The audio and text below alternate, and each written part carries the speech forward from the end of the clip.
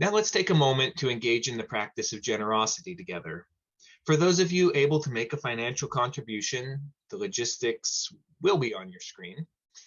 We'd invite you to either copy down the information you need or simply go to the website to make a donation, and the web address will be posted in the chat. Those of you who are newer or visiting from another part of the country might not be aware that we typically give away all of the cash from our Sunday offering to local charities whose missions align with our values. We call this the month of Sundays. This month, the recipient is Weekend Food for Kids. This is a program started by the UUCP and St. Mark's to provide extra food to families that take advantage of the summer lunch program. The bag of food they receive each Friday helps them get through the weekend. If you're donating online, you can just choose Month of Sundays from the menu. If you're mailing or dropping off a check, indicate in the memo line whether it's for the month of Sundays or for the general fund. So now, in the spirit of love and for the continuing work of this church, we'll take some time to practice generosity together.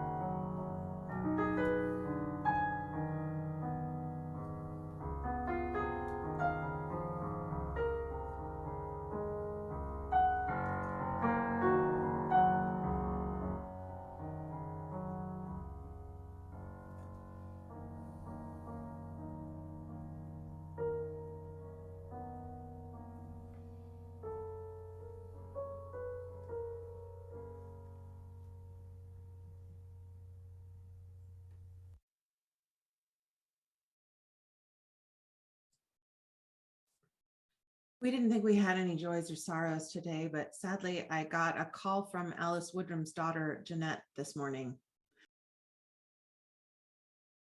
Our meditation this morning is a piece called In Between by my dear friend and colleague, Kate Walker. In between, liminal, that space where we wait, between moments, events, results, action, no action. To stand on the threshold, waiting for something to end and something new to arrive. a pause in the rumble of time. Awareness claims us, alert, a shadow of something different. In between invitation and acceptance, in between symptom and diagnosis, in between send and receipt of inquiry and question, in between love given and love received. Liminality, a letting go, entering into confusion, ambiguity, and disorientation. A ritual begun. Pause, look back at what once was. Look forward into what becomes. Identity sheds a layer, reaches into something uncomfortable to wear. In between lighting of the match and the kindling of oil, in between choosing of text and reading of words, in between voices and notes carried through the air into ears to hear, in between creation thrusts ever forward. Social hierarchies may disassemble and structures may fall. Communities may revolt or tempt trust. Tradition may falter or creativity crashes forward. Leaders may step down or take charge. The people may choose or refuse. In between, storm predicted, the horizon beacons. In between, theology of process reminds us to step back. In between, where minutiae and galaxies intermingle with microbes and mysteries. In between, liminal, that space where we wait. Look, listen, feel, breathe.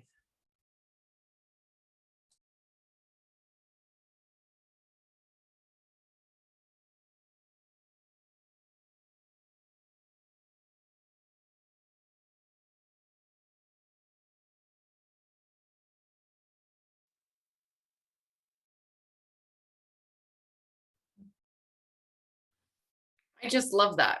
I just love the message of following your dreams and wishing the best for everyone out there.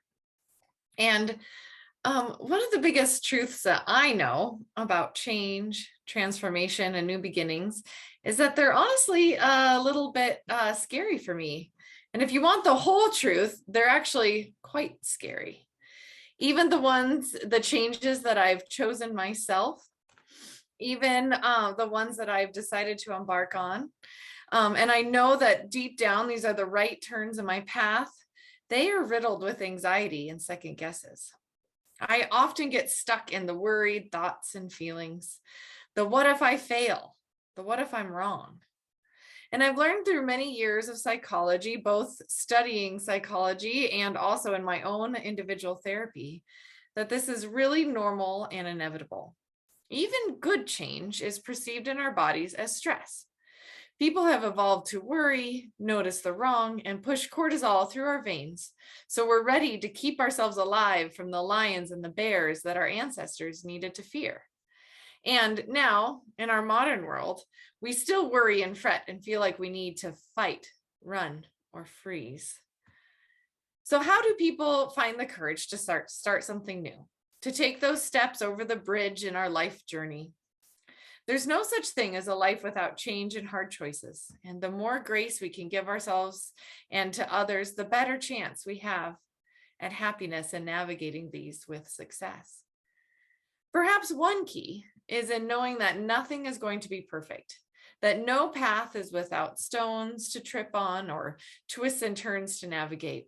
And in the end, the point of following your dreams is not to make a perfect ending, but to engage your heart and soul in your passions and with love. So there's a poem by Reverend Lynn Unger who resonates deeply with me on this point, and it's called Badly. Anything worth doing is worth doing badly. No one ever did something well without doing it poorly first. Even on our best days, most of us are merely competent, and much of the time, adequate is a stretch. Appearances aside, this might be one of the happiest things I know. I hereby absolve you of the need to be better than anyone else. Poof! It is possible to suck at things with great love. So grab your uke and I'll get my mandolin. Meet me on the porch. We'll play together under tempo and ever so slightly out of tune. Now, don't get me wrong. I'm not reading this to say that we won't succeed with flying colors and bright futures, because that is definitely true as well. Each of us has a place and a purpose that only we can fill. However, I find it infinitely comforting to know that the music I make can be ever so slightly out of tune and still be music worth making. And I wonder, what would you try if you gave up the idea of perfection, or even maybe being good, as a goal? Thank you, Ginger. As we gear up to move back into our building, it feels a lot like we're building the bridge at the same time as we are crossing it. And Ginger is right. We are hardwired to respond to change with anxiety. But the truth is, this feeling of being in between, of being less than perfect, of not really knowing what the heck we're doing, if we're being honest, it's terribly familiar. Like, this is life all the time. The brief moments when we feel settled or competent or in control, those are just illusions. Life is change. Sometimes makes me wonder if we should just choose a different goal rather than striving for some elusive concept of success, never mind perfection. Maybe we should just aim simply for a moment when we can turn back and see how far we've come. That's a moment we can put our trust in. We know it's coming. At some point, we'll be able to look back and see how much we've accomplished. The liminal time doesn't last forever. We can also reflect on the practices and habits and choices that enable us to navigate change. Turns out that just by virtue of being alive, we already know a great deal about how to remain resilient while traversing the unknown. We're doing it all the time. A poem that's resonating for me right now is this one, which is a perennial favorite. Take the Whole Kit by James Broughton. Take the whole kit with the caboodle. Experience life, don't deplore it. Shake hands with time, don't kill it.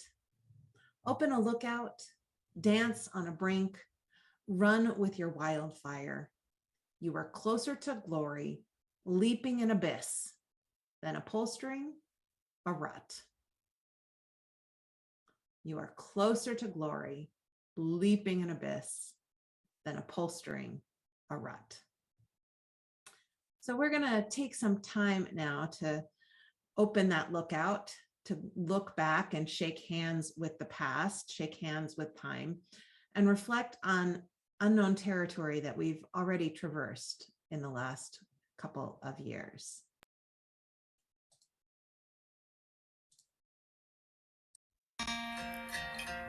Bridging 2022. Bryce and Meadow Poplotsky. Meadow received her master's in water science and policy from the University of Oxford. Bryce received his bachelor's in biology from the University of Puget Sound. Maya Salisbury. Maya received her master's in teaching through Johns Hopkins University Urban Teachers Program. Pam Arbergreen. Leap! I'm going to test my wings this summer and fall as I dispatch my intentions not to return to Garfield Elementary after August passes. I requested a leap into retirement. I want more time to be a glass artist and to try and see where I can go with this hobby. I'm looking forward to doing more things for our church.